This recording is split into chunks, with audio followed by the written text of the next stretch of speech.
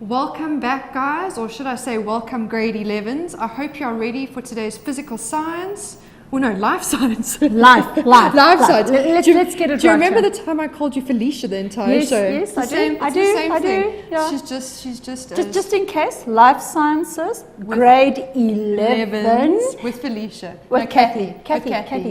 Yeah. Sure, Andy. Okay, you see Andy, I like that. And today, what are we going to be chatting about?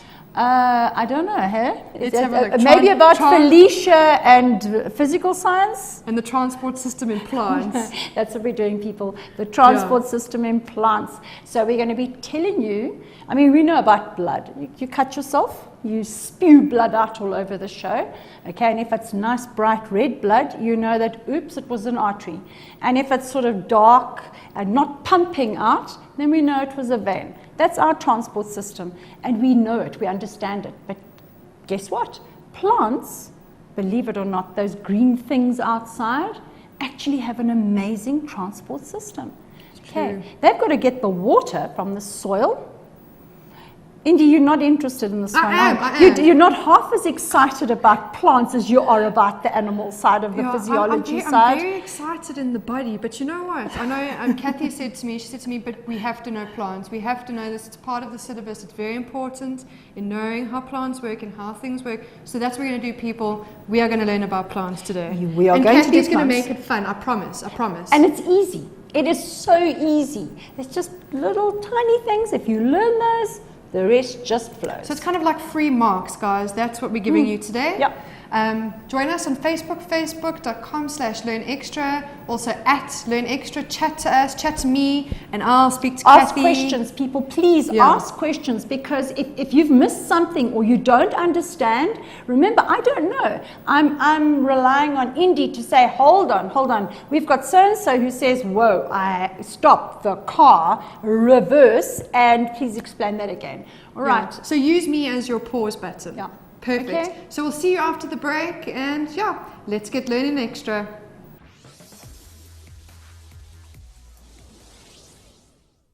Welcome back, guys. I'm so excited. We're chatting grade 11 life sciences with Kathy.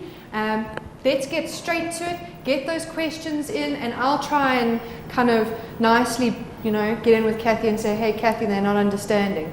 So the only place to start is the beginning. Welcome to grade 11, grade 11s. You are in for quite a ride. You had grade 10, and now you're into your second phase of your 3-year FET, further education and training, which is going to give you an NQF level 4. And you look and think, whoa, what is that? Well, that is your matric certificate eventually at the end of grade 12. So in the meantime, we have to get through grade 11. Now, in grade 10, you did the cell, and you did all the organelles in the cell. Now we are going to look at plant and animal tissue. Now, if you recall, cells group together to make tissue. The tissues make layers, and those layers eventually become an organ. The organs group together to form a system, and all the systems in your body end up making you the organism. Okay, so start off with your cells, grade 10. In grade 11, we are doing the tissue layers, which make up the organs, which make up the systems, which make up the organism, being in this case, plants. So your plants are going to be your organism. And we're looking at what system? The transport system. You may say, well, hold on a minute. Those boring green things outside there that like the grass that our parents want us to mow, and the trees that need to be trimmed, and those green things, and also the pretty flowery things, all plants have to absorb water from the soil and transport that water to their leaves. Why? Well, basically, there are two processes that require a transport system. So it's like their blood system. And that will be, very simply put, let me just move this up. is so that they can get to the leaves. So we want the water needs to go to the leaves. Why? For a process called photosynthesis. Okay, photosynthesis. Photo means light, synthesis means to make. So a plant is going to use light, sunlight, to make food. And that food is stored. Some of it's used, but most of it is stored. And we go along and we eat the plants, or a herbivore will go and eat the plant, and it will then take those proteins and the nutrients and everything that was made during photosynthesis, and it will go into the then consumer's body. All right, so photosynthesis, very important, and it happens in the leaves, everything that's green. That's why they need water. Where's the water coming from? It's coming from the soil. All right, so now we've got the water up the plant, from the soil, up the plant, to the leaves, so that photosynthesis can take place. Okay, let's change our pen. All right, now the second process that's very, very important is now the plant, the leaves have made food. They've made nutrients. Those nutrients, guys and girls, just think about it. The nutrients now have to go from the leaves. So we look at the nutrients, and they need to pass from the leaves, which is where they were produced. Oh, by the way, the process of photosynthesis and making food, the plant creating its own food, we say that the plant is auto, which means on its own, trophic. It can make its own food. Trophic means food. So autotrophic, it can make its own food. By what? Process of photosynthesis. Where? In the leaves. Now, the nutrients that have been made in the leaves, they have to go from the leaves, and hello, they can't just stay in the leaves. So what about those little root cells down there that have to absorb water? And they have to make new cells, and they have to grow and repair and replace. They need nutrients for that. So, hello, how do we get it from the leaves?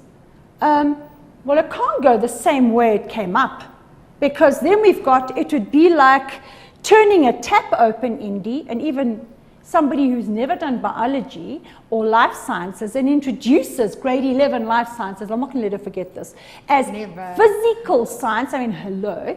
Okay, so let's do a bit of physical science, life science combined.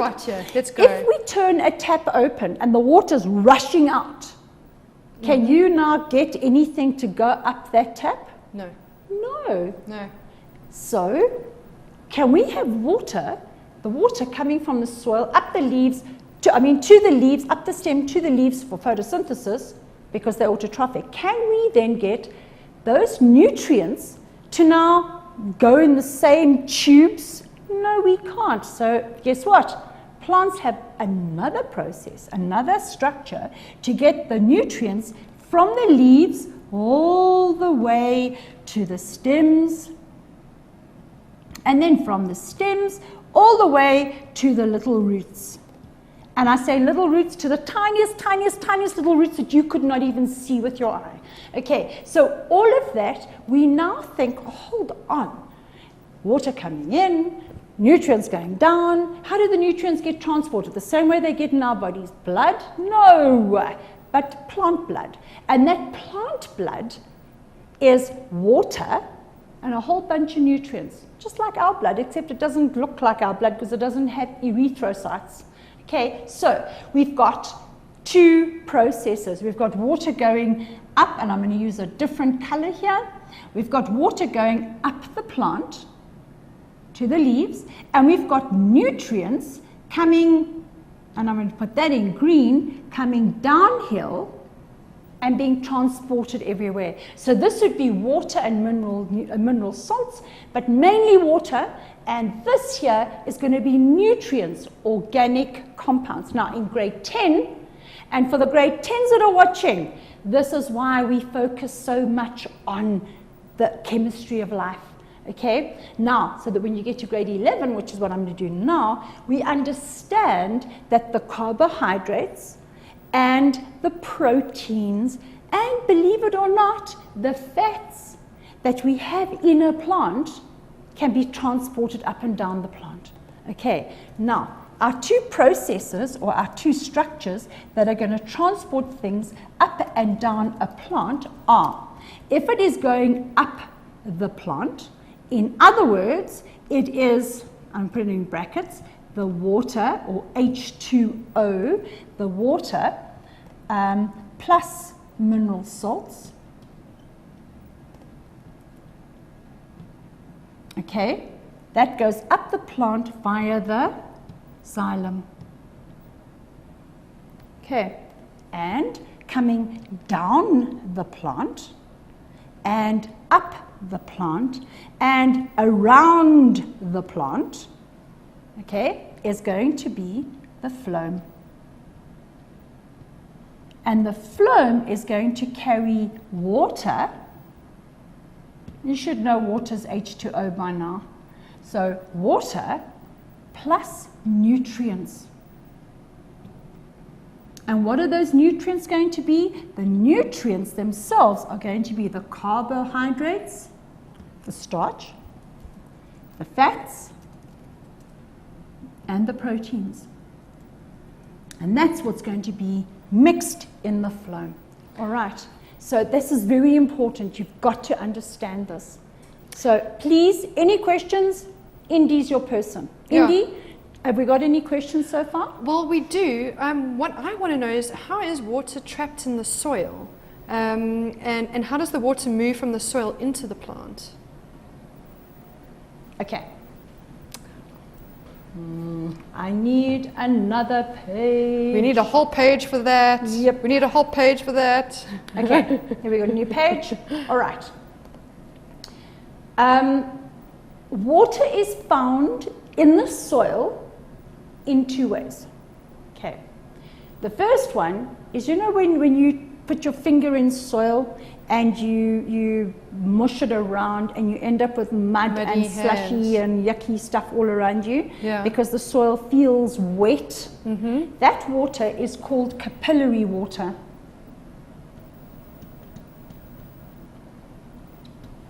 Okay, so your capillary water is going to be, if these are the little soil granules, and we get a blue, it's the water that's everywhere in between here. It's the water you're going to be able to feel with your fingers and taste with your tongue if you want to, etc. So that's your capillary water. Okay. The second type of water that you get is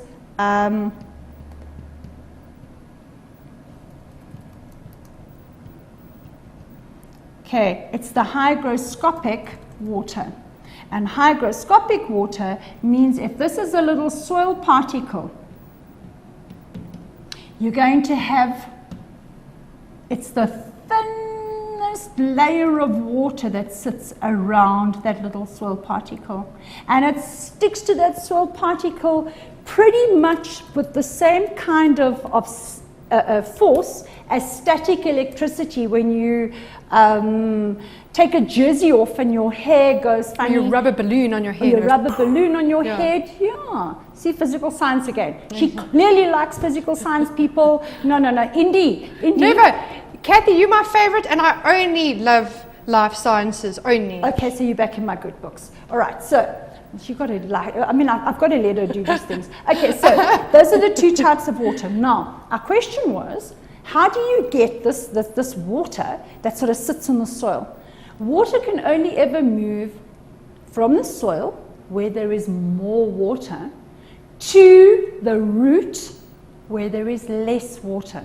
And you're going to say to me, hold on. How can there ever be less water in the root? Because remember, the water is consistently leaving a leaf. So if I have the leaf here, okay, and there's my stem, and then I've got my little roots doing their thing over here. Okay, so there's my little leaf. All right, And now I've got water all the way around here. So there's my water. And I need the water to come into the root. The water is not going to go to where there is a lot. It's always going to go to where there is less, because in nature, we always have a process where it's a little bit like communism. If you have more, you must give to everyone so that it's evenly distributed. Because the whole idea... Sharing is caring. Sharing is caring. There's another one. If you take a cup of tea and you put a teaspoon of sugar into it and you don't stir it, eventually, as you drink the tea, it doesn't taste sweet at all. But as you go lower and lower down, the concentration of the sugar is greater and greater, and it becomes sweeter and sweeter. But if you leave it for long enough, the sugar will dissolve completely. It's like yesterday in physical science, we learned about mixtures. You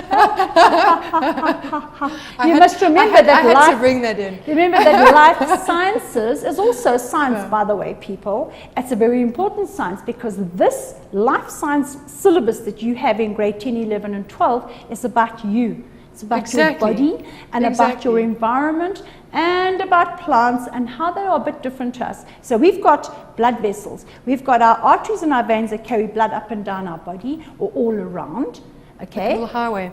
And we've got the lymphatic system, which carries from our feet only up. So think of your lymphatic system as the xylem function. Okay, it only carries water up, whereas the phloem vessels carry water and nutrients up and down the plant. So from the leaves to the roots, from the roots to the stem, from the stem back to the leaves, because the leaves also need energy to work. So they need the nutrients as well. So there you go, Tapiwa. He was asking that exact same question, which I was going to jump in and ask you. Tapiwa, I hope you're watching. Okay, what was it? It Phloem was xylem function. Yeah. How they're able to transport food and how. Yeah, only the phloem transports food, people. Only the phloem, and that is up and down the plant. Xylem is only water and the mineral salts necessary that are dissolved in the water, and they travel on their own anyway. But it's mainly the water, and the water goes from a high to a low. Now, Kathy, sorry. Sibo Sisu, who's just called now. John, thank goodness I've got him on chat here. You know us, we're like all connected, and I'm like chatting like this. Even though I look like I'm very calm, there's lots of stuff happening behind here. Sibo Sisu asks, how does xylem and a phloem carry water at the same time? How do they carry water at the same time? No, man, they don't carry water at the same time. Listen, water. This is what I'm busy explaining to you now, CBC. Listen, darling, listen. Here's the water, and it's all around the little soil particles, blah, blah, blah. Okay, it goes into the root hair, which is a very special structure. It goes into the root hair and up the plant, and it gets up and it gets into the leaf. And what happens in the leaf is photosynthesis. But to make sure that it's got this suction force all the time, it's the same as you sucking a glass of cool drink up a straw. When you let go the suction force, what happens? The cool drink drops back. Am I right? Okay, so I want you to focus on this. The next time you drink a cool drink with a straw, you have your cool drink, you go and you create a suction force in your mouth, and you suck the cool drink up the straw, and it goes into your mouth. Now, we have something called transpiration pool.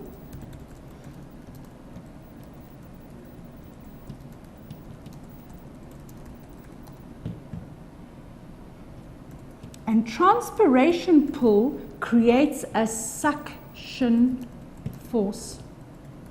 So what happens quite literally is, as the water molecules get to the leaf surface, it diffuses from a high to a low, or it moves by osmosis from a high to a low water potential, and then it diffuses out of the leaf from where there is a lot of water molecules to where there is less. And that's what we call transpiration pool. Okay, transpiration is the water leaving a plant, and that transpiration pool creates a suction force here in the leaf. So think of a long queue. As one person goes, think of voting. Long queue? there we go. Voting? Voting. Perfect, Indy. People are standing in a queue. This person goes, they put their little cross, they go and put their little paper in, and they come out and the next person goes in. And you have this continuous flow of people. Why? They want to go to that point and then leave. Now that's what we've got here. The water goes from the soil up the plant and out the leaf. Now probably about 80% of the water is released as transpiration out of the leaf. But we sit with 20% that's used for the functions within the plant, or within the tissue of the leaf, but also for photosynthesis. Because remember, photosynthesis is when water from the soil, carbon dioxide from the atmosphere, sunlight energy or radiant energy from the sun combines to form, what? Carbohydrates. Okay, carbon, hydrogen, and oxygen. And your hydrogen and your oxygens and the carbohydrates come from water, and the carbon comes from carbon dioxide from the atmosphere. So plants use carbon dioxide during photosynthesis. So what have we got? 80% of that water leaves, and it creates a suction force, and that pulls the water up the plant all the time. Now, that's water moving up the xylem. Now, the plant photosynthesizes, and in here we have photosynthesis. What happens? It's producing nutrients. It's producing food. Now, those nutrients must be transported everywhere.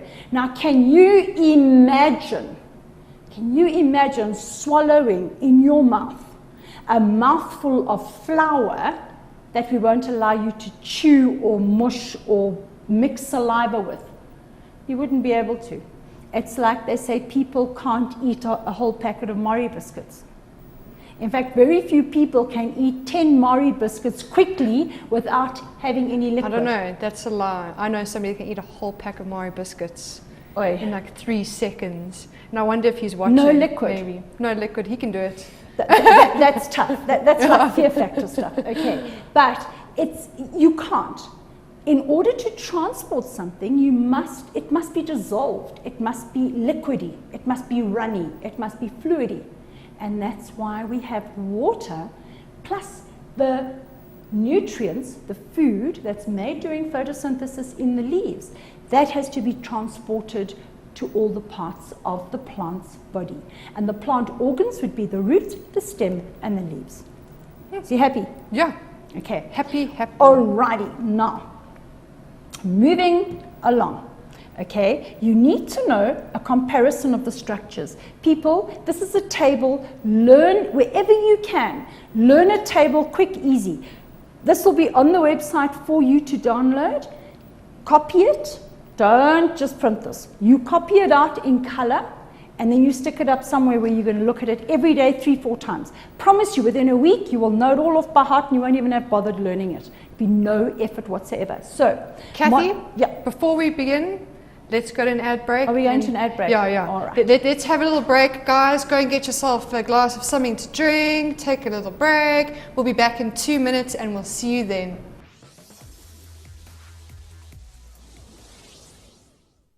Hi guys, and welcome back. I hope you enjoyed your break, and I hope you're loving your lesson today. Life science, indeed. Life science. I'm so terrified I'm going to say physical science. I hope you're enjoying your life science lesson today, and you're learning lots and lots. I know you're all asking lots of questions on the page, and Kathy is about to answer them. You know what? Right we'll now. forgive her if she calls it physical science. I know, and it's actually quite an honour to be called physical science, because everyone always thinks, life sciences. Actually, the brightest, most caring, divine human beings choose life science. Yeah. Any boring person can do physical science, and John's going to kill me. But okay, before I get myself into trouble, people, just quick. Monocotyledons, dicotyledons. You know, mono means 1, di means 2. Now, the leaves, you should know this. Your leaves for your monocots are like grass. There is no petiole. It has a parallel venation so that it's long. They're long and slender, and they are iso, means the same. Bi means two, lateral means both sides. So this fancy word, isobilateral, means that both sides, okay, are the same. Dicots, geez, every shape of leaf you can think of on this planet, and they always have a little leaf stem. Okay, lots of shapes, net venation, which means that the veins don't run in one direction, they are all over the show. And yeah, that's about it. And dorsiventral, dorsi means opposite. So the ventral side is different from the top side, opposite to isobilateral, where they are the same. Okay. The stems are green and herbaceous. They never have secondary thickening, so they never grow those big fat stems. You know, those stems that you can't even wrap your arms around? Okay, those are not. Those are disaccharides. So these are green and flexible. They have lots of scattered vascular bundles, and there's no cambium. Cambium is your tissue that makes cork. It makes those big fat round trunks, tree trunks. Okay, your stems here, they're woody. If you cut through them, they've got rings. So it's annual rings. They have vascular bundles that are very, very neatly arranged. Because you can imagine, if you're a little twig this size, not a problem. But Indy, can you imagine a tree trunk? I mean, in England and some of the old European countries, they've got tree trunks that you'd need 50 people to put their arms to fit around this thing. Okay, you've got to be organized if you're going to grow to that size. Yeah. So people think about it. Scattered vascular bundles in a monocot, whereas in a dicot, they're arranged. They're so neat, and they really know where they're supposed to be. And your cambium is between your xylem and your phloem. Because when you've got all these millions of layers that form this big fat stem, you've got to make sure that you're making xylem and you're making phloem. And more xylem and more phloem. Otherwise, you're never going to get the water from the soil to the top of the leaves. All right, and then here you've got an adventitious root system. That's a root system that goes sort of sideways. Okay, and it sort of sits there, and the roots are quite shallow. Whereas your taproot system, my gosh, you've got a big tree, and you have this huge thing. It's humongous, and I mean, look at this tree here. I love this picture, and I've just lost it. No, man, what am I doing? I want to go, there we go. All right, if we look at our tree here, look at this humongous tree. Now, that doesn't look too big. Indy, can you see it? Doesn't look too big, but my gosh, look at this.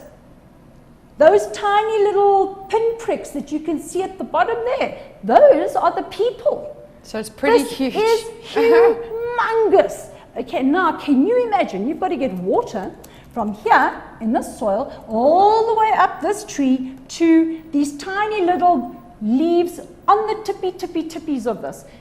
You need one heck of a suction force, number one. Number two, things have to be organized.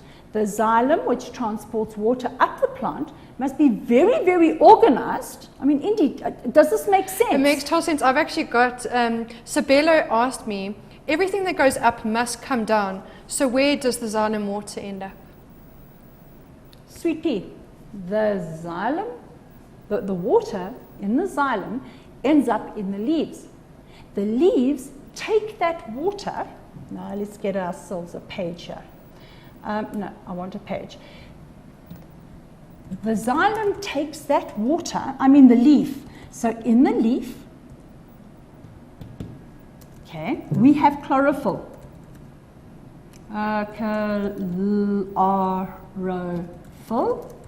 And it takes that chlorophyll, which is the green stuff, and the chlorophyll in the chloroplast, okay, so the chlorophyll inside the organelle, which is the chloroplast, in there, it's going to take water, which it got up the xylem from the roots and the soil, plus it's going to take carbon dioxide from the air all around the leaves, because remember, all of this is happening in the leaf.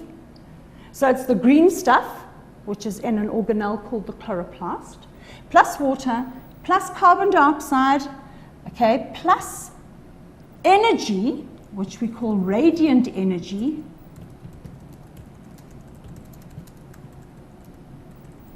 and that we get from the sun. And it takes this whole lot together, because this is our energy. So water, the carbon dioxide, and the energy, and it spits out glucose. The glucose molecules all join together. Because remember, glucose is a monosaccharide. You learned that in grade 10. And it takes all the glucose and it combines them into a polysaccharide called starch. And the starch is osmotically inactive, so the starch does not affect the flow of water. Now we take that starch and we take water in the leaf, and it then goes into the phloem. And you know the veins of a leaf? I wish we had a leaf here, but if you look at the veins of a leaf, every one of those veins is your xylem and your phloem vessels. Okay, so that's it's your vascular bundles. That's what it is. Okay, so it goes chup chup chup, goes into the phloem, and there's water there. It's like tissue fluid. Somebody had a very good question. I'm so sorry because I've actually lost it. I'm trying to look for it. They wanted to know about a potato. What does a potato do? Because they don't have leaves. How does the water kind of flow? I don't know. Wait. Okay. People, How does a potato is a tuber, okay, and it's a form of vegetative reproduction. So you've got this plant.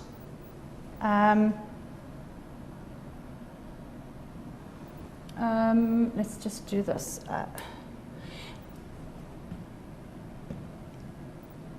Okay. You have in vegetative, okay, let's do our little plant. We've got our, so it's going to have leaves. Okay, now you know why I'm not an art teacher. I think it's beautiful. And there's the soil. Okay, this is a potato plant.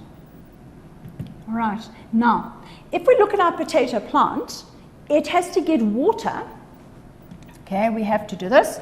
It's got to get the water from the soil up the plant, up the xylem vessel. Remember, the xylem vessel always transports water up. So up the xylem, and it goes chips to the leaves. What do the leaves do? The leaves photosynthesize. When they photosynthesize, they will take, and I used to do this with my grade 9s years ago. I set them right. Watch. Takes water from the soil. I used to make them do this, and I taught boys only at King Edward's. So the boys used to feel very uncomfortable doing this. But say to them, guys, stand. Right. Takes water from the soil, carbon dioxide from the atmosphere, and radiant energy from the sun to produce glucose. Now, boys love eating, so they used to appreciate the fact that it was glucose. And I used to watch them in exams. And when they were writing down and all of this happens in the chloroplast of the cell. And when I used to watch them write exams, I used to watch them say, doing the dance. And they close their eyes and they're busy. And then I knew they were writing down the definition for photosynthesis. So just remember it. All right. So, and if boys can do it, I promise you, nobody laughed. All right. So the potato plant, and it doesn't look like I've crossed my T there. So let's just make the potato plant. All right. So we've now got the water up via the xylem. The leaves are going to use that, photosynthesize, make nutrients. They're going to make glucose. They're going to make fructose. If it's a fruit, the fruit will contain fructose. The seeds, like peanuts and sunflower seeds, which also get made by plants, they are all going to have fats. But here we're looking at a potato plant. So these nutrients are made, and they are then transported via and I'm going to use red, the phloem vessel, okay, down the plant, maybe up again into there, down there into this little root, maybe up there, then up again to this little plant cell that needs nutrients to have energy to be able to work, and down again, all right, so that the entire plant, up and down the plant, is the phloem, and it's carrying the nutrients. Now, the plant feels, well, in the case of a potato, it's got to store its nutrients. So it says, alrighty, hold on, because some plants store their food in their stem. Some store it in the root. Some store it in the leaves. Now, we eat lettuce leaves, don't we? Hello. Lettuce and spinach, lots of energy, gives you iron, makes you strong so that you don't get anemic, all right? So there the nutrients are stored in the leaves, okay? In the case of roots, potatoes, we have the tubers. You have stems, onions. You all eat onions. The nutrients are stored in the stem, carrots. which is carrots is a root. So that's where the nutrients are stored. So the potato is now going to start developing a little tuber. And the little tuber is going to get bigger and bigger and bigger and bigger and bigger. And then we are going to go and dig in the ground, and we're going to break the tuber off the root. Okay? And there's my potato. But what's stored in there? A substance that cannot be dissolved. Because the minute that substance becomes dissolved, it's going to move up the phloem again. So we want to store it. So we say glucose, plus another glucose, plus another glucose, plus another glucose, and so on and so on, and we store it as a polysaccharide in the form of a substance called starch. And that's how plants store their food. And how do we know that a plant has made starch? We take a leaf and we take a plant and we stick one in the cupboard and we leave it there for 48 hours. You think, whoa, why? Well, the plant is going to use whatever energy it's made and whatever food it's made, it's in the leaves, it's going to use that normally. So we want it to use everything because it's not getting any sunlight and it can't photosynthesize, so we stick it in a cupboard for 2 days. Okay, then we take it out and we have our normal plant that had sunlight all the time, and we do the starch test. We boil the leaves to break the chloroplasts. That's why sometimes when you cook green vegetables, you have green water. Yeah, I was wondering that. It's the chlorophyll. Okay, it's the green pigment. So what do? We boil it to break the cellulose cell walls. Okay, then we take those leaves and we stick them in alcohol, which takes all the chlorophyll, the green pigment out. Because otherwise, if you go and try and see if there's starch, you're never going to see it. Everything's going to look dark anyway. So you take the chlorophyll out, and then you take iodine. And this is part of your food tests. You take iodine, you drop it on, and if it goes blue-black, starch is present. And do me a favor, take a little bit of iodine, cut a potato open, stick a little bit of iodine on there, and it's going to go blue-black. All right, it's a test for starch. So that's how the potato plant and where the potatoes came from. But if this was a carrot and you had, there's your carrot, and then you've got your leaves that come up over there because it's got this tiny little stem, this would have been water being stored or nutrients being stored in the root. It's a tap root.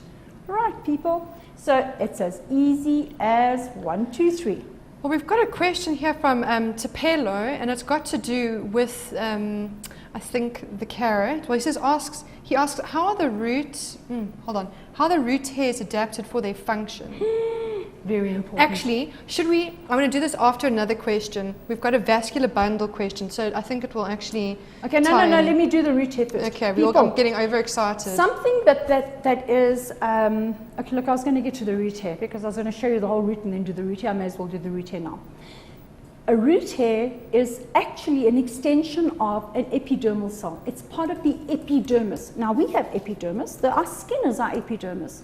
Okay, but in a plant, and Indy, you need to, now this is what makes life science special, is in a leaf, The epidermis, you've got the epidermal cells is to protect. It's got this waxy layer on the outside, and then it's got these little cell structures that look like the half beams. Or they look like bean structures. Yes. And that's the little holes or the pores to allow the gases to move in and out of a leaf. And you think, a plant can do all of this? Let me tell you something, they actually are awesome. Then, a specialized epidermal cell, you've got the stomata, but specialized epidermal cells in the little root. And you know what, when you've got a root that goes, there's the taproot, you've got your lateral roots, and there's your taproot keeps going. And at the end of each one of these roots here, you're going to have a structure that looks like this.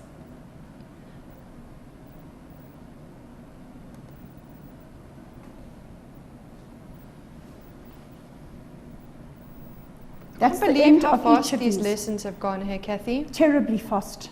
We've got our producers shouting at us and saying, 5 minutes left. And I think, whoa, it's like an hour. I know. All right, people watch. You've got the root cap, which is as this little root goes, whatever branch it is going through the ground. And then you've got this region here, which is your growth region. It's called the meristematic region.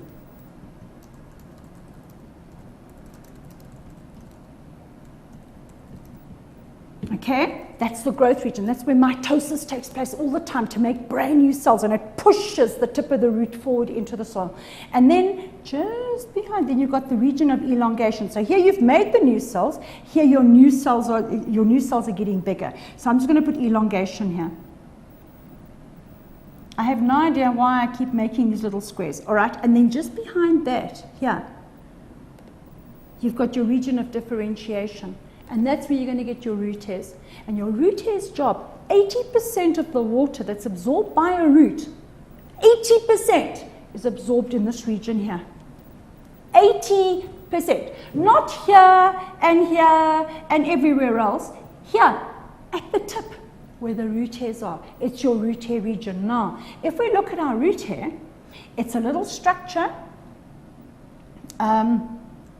So remember, these are your epidermal cells. So there's one epidermal cell, and now your root hairs are modified epidermal cell.